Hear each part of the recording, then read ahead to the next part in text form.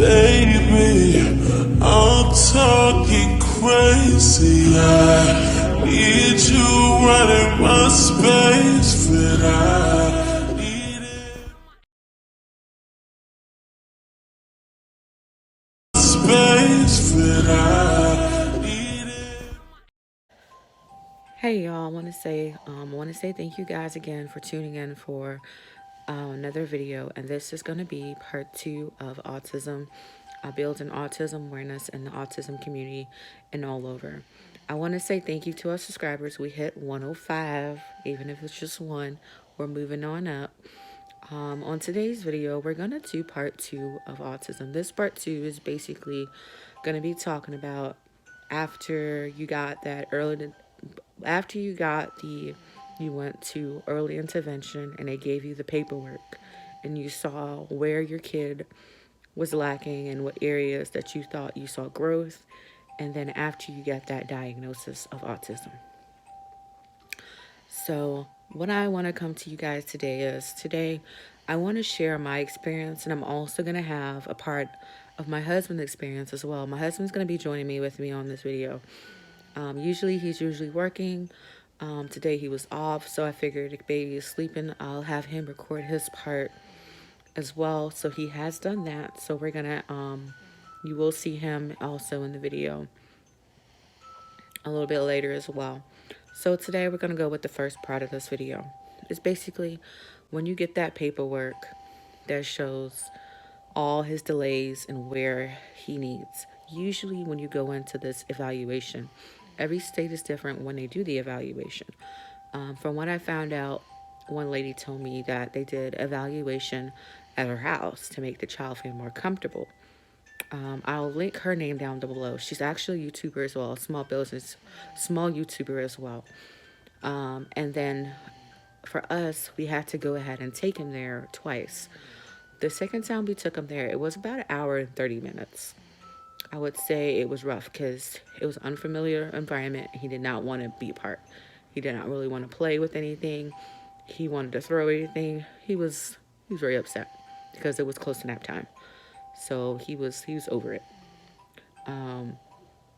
There's going to be a therapist, a teacher, and the main leader in person who's in control of it, and then a physical therapist.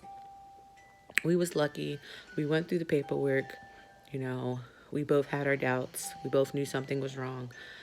And I guess when we got the paperwork of the evaluation, it kind of sank in. So for me, it was like, oh my gosh, we need to work on some of these skills, help him build his skills, help him out. So when we got that diagnosis, we were able to set up one of his teachers was in the room. One of the teachers is in the room, so we got her. That was already there, so we didn't have to do a new person because he really hates new people. He doesn't want to get close to you too soon because he thinks there's going to be some change going to happen. And he doesn't really like change that much at all. So we went ahead, got that done. It took a couple more days until we found out what we needed to do, probably about a week. So after that week, my husband went through the paper and see what areas we can start working with him early. And it was the walking, the speaking, stuff like that. We went through his areas where we know we can work with him. And usually you can find things all over YouTube. And then there's different toys that you can help with that. And you'll start seeing some of those autistic traits come out, like, stammering, which we allow. And then you can, like, if he needs more ways to be regulated by rocking, we allow that when his high chair, because he does rock in his high chair. We try to make it as safe as possible when he does rock, because he loves to rock. And if you try to tell him not to, he gets kind of upset because that's his way to regulate himself. He's I would say, very happy kid. He didn't really care about the diagnosis. He wanted to get out and he wanted to go to sleep. After that, we just really work with him. So that's all you really can do. Love on him. Love on your child. Give him hugs, kisses, everything. Now you got those answers that you needed, that he or she was struggling with something, and you got that information that you needed to find. And then there was the diagnosis of autism. I had a feeling that my son, we both had a feeling, not just me, but we both had a feeling, you know, my husband didn't really want me to worry about it too much because it might just be a fast growth spurt. But knowing me, I kept thinking about it, kept thinking of stuff that I know about autism. And then knowing me, I started researching it. And then the more I started watching our son, I said, well, he seems normal. He seems fine.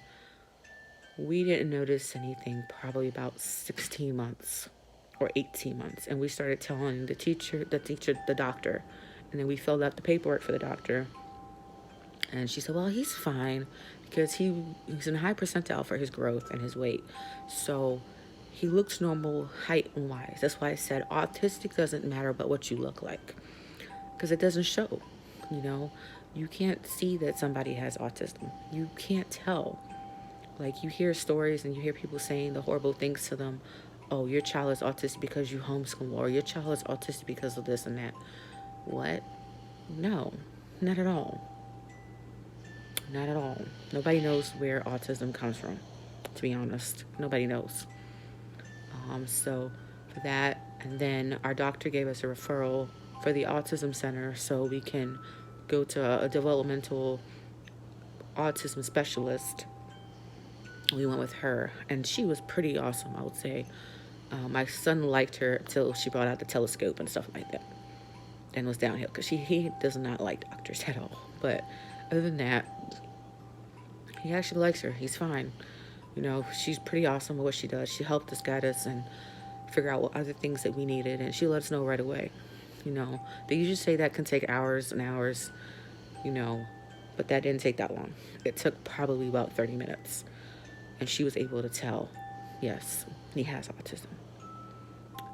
And that was a clear diagnosis because, you know, and I know he doesn't really talk around strangers, and that's another thing. You know, when he's around us, he will talk, he will speak, he will say, mommy, he will say, I love you, he say, I love you. His ways of speaking, we understand him, and he talks, and we love it. We love that he's starting to talk, he's starting to come around, you know. And that's the thing you have to understand. You have to love your child regardless.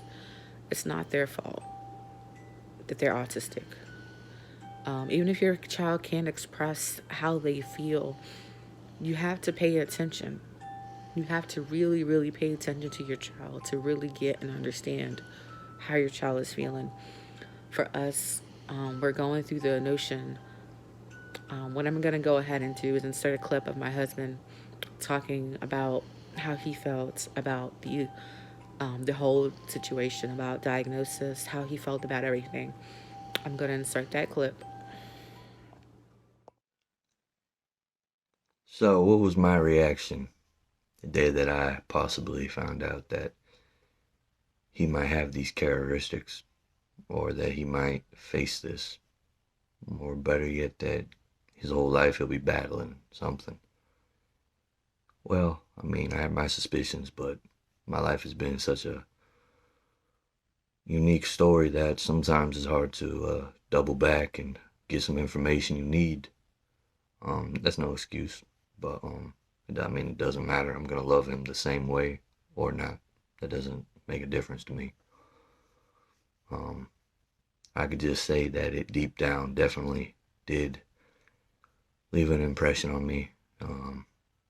Kind of told me that, hey, you know, all your life you've always told yourself you would give your seed a better life than yours. Well, here, you got that opportunity right here in front of you.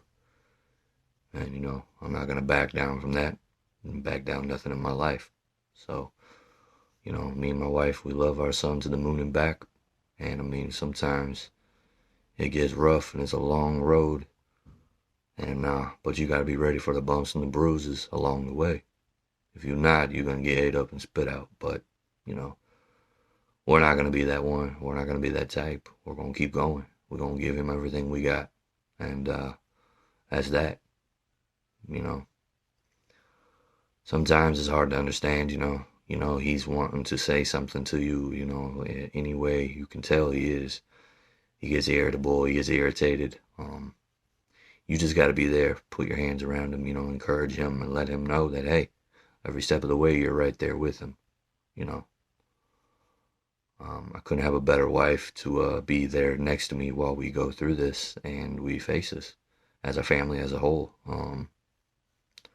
Not everybody's built with those tools and utensils to overcome that. It takes a good strength. It takes a good character. A whole lot of things that people don't see. A lot of people can sit back and, type on the keyboard and say they know this, say they know that, but they got to really be put in the spot to understand what's really going on. But you also got to be able to brush that off your shoulder because people are always going to say they understand, and that don't mean they understand. They're just trying to comfort you or just lie to you. No in between. I can't tell you how much this person and this soul means to me as a father. Being adopted at, birth, not meeting my family to this day. I'm 37. So I have a really, really tight bond with him. Wouldn't matter if he was any different. It would be the same love. It'd be at the same level. The same nature and caring person that he's going to get from me and my wife. I could sit here and talk all day. But the truth is there's only so many hours in a day. You got to be able to learn, and figure out ways that you can make it better for him. Also for you. Also for your wife. This isn't always a walk in the park. It's not. But you was dealt this hand, and you either can fold or you can hold. It's your choice. Me and my wife made our choice a long time ago. When I pulled that guy out, he was the biggest thing I'd ever seen, and I done seen a lot of things. That guy was special. With that said, he will stay special, and he will always be special. I love him dearly. Wouldn't change him for nothing. At all. Thank you for watching. Hopefully this was insightful. Not really the thing that I do. I'm a writer, rapper, a little different than this, but me and my wife are in this journey together, and what better way than to share our thoughts and our views with you and as well with each other on live camera. Thank you. Come back right back out, you guys, after my husband spoke. I hope you guys really liked what he had to say because it's really heart-wrenching what he had to say, and it's the honest to God truth. What he had to say. I would say, yes, you can allow your kid to play with other kids, and your kids can still have fun and still be a kid. Yes, the diagnosis feels like the end of the world because, your child's world is about to change. But still let your child be a kid. For us, we are particular because we know he can't fully communicate and he doesn't communicate to strangers. So for us, we did preschool. They have teachers come to the house. So we do that, and we do play groups with the school. Instead of having our school kid go to Head Start, we talked to one of my family members, and they told us Head Start isn't the way to go at all. I may know what my child is saying, but that doesn't mean someone else knows what he's saying. And since he doesn't have a AAC device yet to speak, or he doesn't know full understand sign language, and he's only 3, I'm not doing that. Because you're going to see the mama bear and the papa bear, and somebody's going to be angry. And I'm not going to apologize for that anger because I advocate for my child very strongly.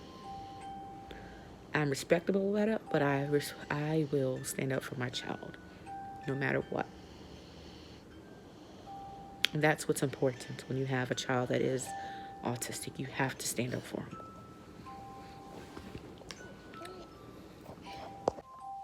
All right. The question was, how does my son's life impact our life?